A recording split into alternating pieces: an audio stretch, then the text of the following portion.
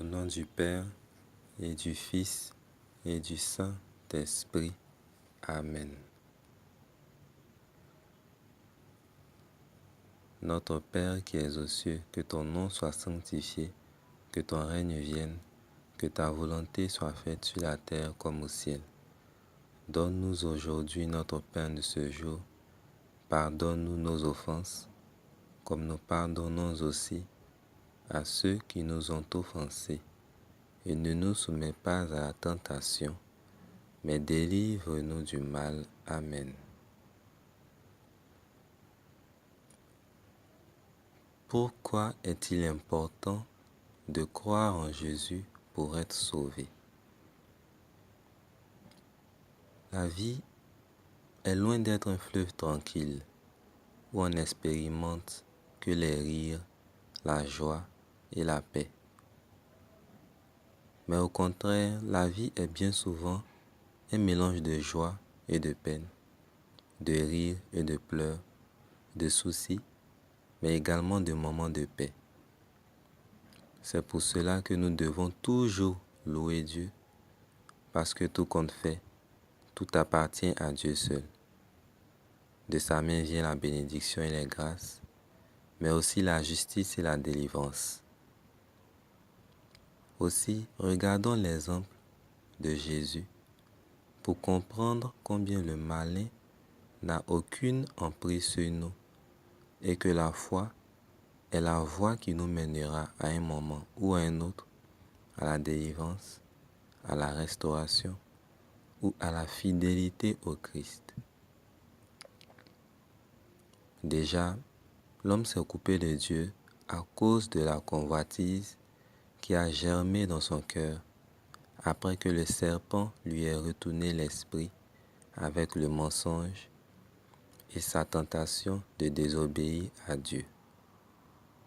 À partir de là, la femme et l'homme, par la suite, ont choisi de se détourner de Dieu, pensant avoir un plus grand bien que celui que Dieu, dans son amour infini, leur offrait. Ainsi, plutôt que d'avoir un bien qui au final n'a été qu'éphémère, passager et vide de sens, parce que basé sur le mensonge, l'homme et la femme ont plutôt récolté la souffrance, la séparation d'avec Dieu. Or, il n'y a pas de plus grand malheur que d'être séparé ou coupé de Dieu parce que l'argent, les honneurs, l'estime des hommes ne suffisent pas pour combler le cœur de l'âme de chaque homme. En effet, notre cœur et notre âme se nourrissent de la présence de Dieu. La preuve est que, avant de désobéir à Dieu, l'homme était heureux avec Dieu, car il avait une relation forte et pure avec son Créateur. Il bénéficiait d'une innocence et d'une joie inaltérable, parce que la joie se trouve en Dieu, la paix se trouve en Dieu, l'amour se trouve en Dieu. Or, en péchant et en étant chassé de devant la face de Dieu, l'homme a aussi privé son cœur de la joie, privé son cœur de la paix, privé son cœur de l'amour intarissable et infini de Dieu. L'homme est devenu malheureux, angoissé et vulnérable à cause du péché originel et de toutes les filles de ce péché d'égoïsme. L'homme désormais vivait de la violence et mourait de la violence, vivait de la luxure et se vidait de toute son essence, vivait de la haine et se maintenait dans une condition ignoble de laideur spirituelle. Parce que, tout compte fait, tous les comportements liés au péché sont des atteintes à l'amour de Dieu qui, lui, demeure pur, saint, partage, charité. Or, le péché s'oppose au principe même de l'amour de Dieu et donc place l'homme dans la condition dans laquelle il refuse l'amour et les préceptes de Dieu. La conséquence, c'est que l'homme empruntait une voie qui finissait par causer sa perte. Alors, c'est vrai que vu sous cet angle, on peut se demander si on peut espérer être sauvé de cette perte vers laquelle le péché nous entraînait. Eh bien, la bonne nouvelle, c'est que si l'homme a introduit le mal dans son cœur à cause de son péché, à cause de ses mauvaises habitudes, à cause de son égoïsme ou de sa convoitise, Dieu lui demeure bon, saint et bienveillant, parce que le mal n'existe pas en Dieu et que sa pureté ne peut être corrompue. En plus de cela, il est vrai que le péché sépare l'homme de Dieu, mais l'amour de Dieu, lui, n'a jamais cessé d'être aussi grand, aussi immense envers sa créature qui est l'homme. Et ce, malgré le fossé que le péché avait pu créer entre l'homme et son Créateur. C'est de ce sens que Dieu a réfléchi à un moyen de laver et d'expier les fautes et les crimes qui ont été engendrés par les péchés portés par les hommes. En effet, sachant que rien de ce que l'homme peut faire ne peut échapper au regard de Dieu, c'est un ramassis de méchanceté, d'atrocité et d'impureté qui se produisait chaque jour devant la face du Seigneur. L'homme ne cessait de répéter toujours la même erreur, c'est-à-dire désobéir à Dieu encore et encore. C'est alors que Dieu décida de briser le péché en partant de son origine. On sait que le péché est né de la désobéissance d'un seul homme et d'une seule femme, Adam et Ève. Ainsi, il fallait que l'homme et la femme puissent obéir à Dieu et vaincre le péché sous toutes ses formes, sous toutes ses variantes. Mais comment faire dans la mesure où le péché était désormais dans le monde et que les fils d'Adam, le premier homme, et de Ève, la première femme, ont tous hérité du péché de leurs ancêtres.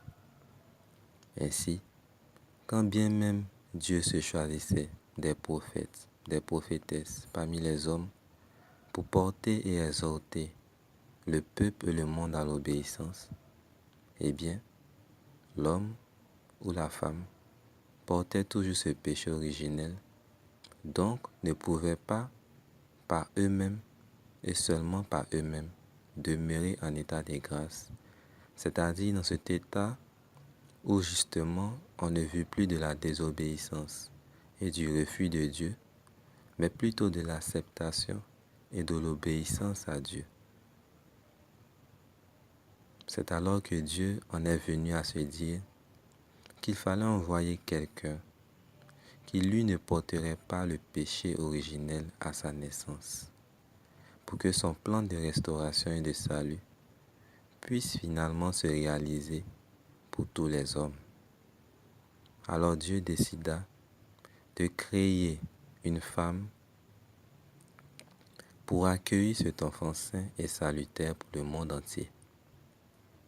Mais pour que l'enfant à venir demeure exempt et donc protégé du péché originel, Dieu décida de façon exceptionnelle de préserver la femme qu'il avait choisie pour accueillir le Sauveur du monde de la souillure du péché originel. Il créa donc une femme qui allait recevoir le prénom de Marie de la part de ses parents. Ainsi, cette femme allait grandir sous le regard bienveillant de Dieu, jusqu'à ce que Dieu lui-même décide d'aller à sa rencontre pour lui demander de coopérer et donc de participer au plan de restauration du monde en acceptant elle-même de porter en son sein celui par qui le monde allait retrouver la faveur de Dieu. C'est ainsi que Marie, qui demeurait vierge et pieuse, et qui était fiancée à un homme prénommé Joseph, reçut un jour, alors qu'elle s'affairait à ses tâches ménagères habituelles, la visite d'un ange de Dieu. Cet ange la salue alors respectueusement en lui déclarant porteuse de grâce et bénéficiant de la faveur de Dieu. Il ajoute encore que Marie n'a point d'équivalence en bénédiction parmi toutes les femmes qui peuplent la terre. Il poursuit en lui annonçant qu'elle allait devenir enceinte d'un enfant qui porterait le nom de Jésus, que cet enfant serait, ou du moins, n'est autre que le Fils de Dieu lui-même, et qu'il est également établi roi à jamais par Dieu lui-même. Eh bien, dans un premier temps, Marie se voit troublée de ces paroles inattendues provenant de la bouche de l'ange. Elle se demande alors quel en est le sens. Elle interroge d'ailleurs l'ange à ce propos, à savoir comment cela allait finalement se produire, car elle se savait vierge, et cela malgré le fait qu'elle soit fiancée déjà à cette époque à l'homme qui bientôt serait son futur mari et qui portait lui-même le prénom de Joseph. En effet, elle n'avait aucune relation charnelle ni avec lui, ni auparavant. Mais l'ange lui dit de ne point craindre, la rassura et lui dit tout simplement que cette œuvre se réaliserait par l'intervention de l'Esprit Saint qui allait par la puissance de Dieu favoriser l'incarnation de Jésus en Marie. L'ange lui dit encore que cela manifesterait la sainteté de cet enfant qui est surtout le Fils de Dieu. L'ange révéla par la même occasion la maternité de la cousine de Marie, qui jadis fut pourtant déclarée stérile. Eh bien, par la grâce de Dieu, il s'empressa de révéler à Marie que sa cousine, qui était connue pourtant pour être stérile, eh bien, enfanterait elle-même un prophète du Seigneur qui lui-même allait avoir la mission de préparer la venue de Jésus et d'inciter le peuple à la conversion et à l'obéissance à Dieu. Par la suite, Marie reprit la parole et, sans douter en aucune manière, fit le choix de coopérer au plan de Dieu et de réaliser ce que Dieu attendait de sa part. C'est ainsi que, par le oui de Marie, le monde est déjà délivré du pouvoir du péché, de l'emprise de l'ennemi. En effet, Jésus étant lui-même le salut du monde, représente la restauration et l'opportunité pour tout homme de regagner la paix, la joie, la charité, la fidélité qui fut perdue à cause du péché, tout simplement parce que Dieu, qui renferme toutes ses vertus et fruits essentiels à l'épanouissement de l'homme, choisit de venir rejoindre l'homme dans le fossé dans lequel le péché l'a maintenu, pour lui restituer, pour lui redonner l'espoir, la joie, l'amour, la paix, en prenant lui-même la condition de l'homme.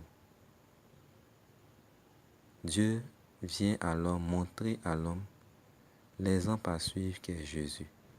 Et surtout, Dieu donne pouvoir à Jésus d'offrir en permanence cette nourriture au cœur et à l'âme de l'homme. L'homme qui s'était coupé de Dieu par son péché est désormais rapproché de Dieu en Jésus. C'est pourquoi, en dehors de Jésus, l'homme ne peut pas accéder au salut.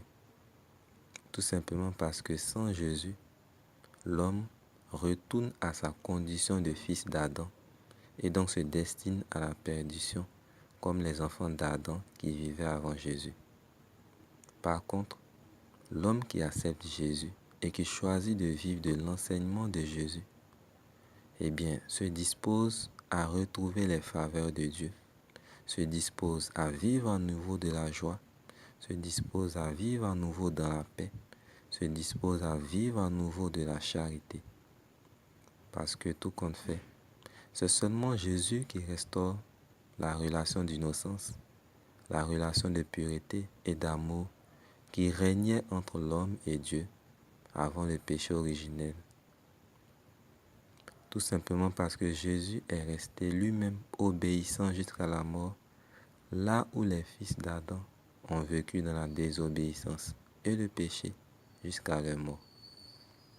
Jésus est donc le seul qui réconcilie l'homme avec Dieu.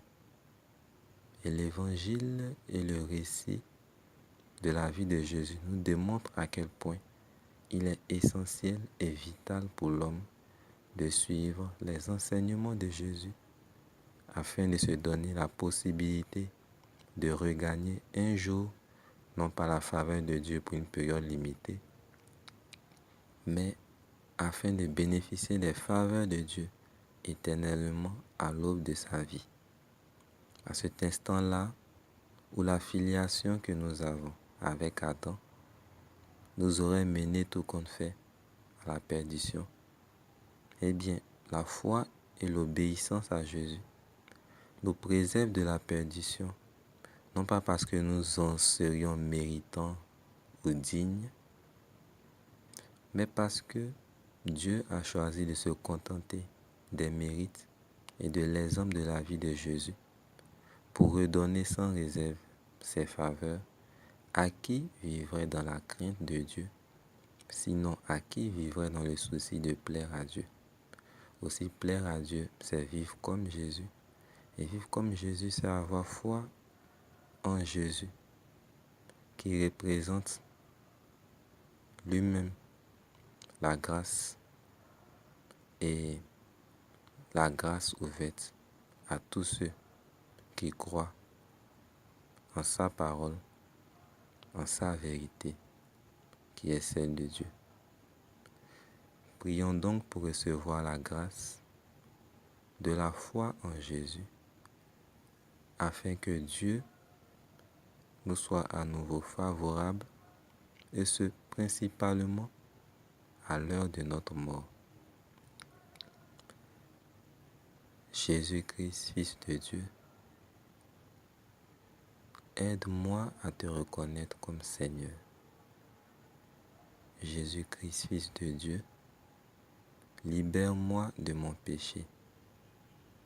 Jésus-Christ, Fils de Dieu, rends-moi humble. Jésus-Christ, Fils de Dieu, aide-moi à lire la Bible pour découvrir ton enseignement chaque jour. Jésus-Christ, Fils de Dieu, aide-moi à prier. Jésus-Christ, Fils de Dieu, donne-moi ton Esprit Saint.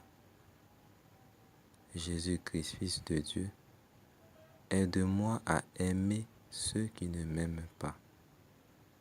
Jésus-Christ, Fils de Dieu, aide-moi à bénir ceux qui me maudissent et m'insultent. Jésus-Christ, Fils de Dieu, aide-moi à chasser les pensées impures et négatives de mon esprit. Jésus-Christ, Fils de Dieu, aide-moi à être joyeux même lorsque je souffre. Jésus-Christ, Fils de Dieu, aide-moi à obéir à ta parole.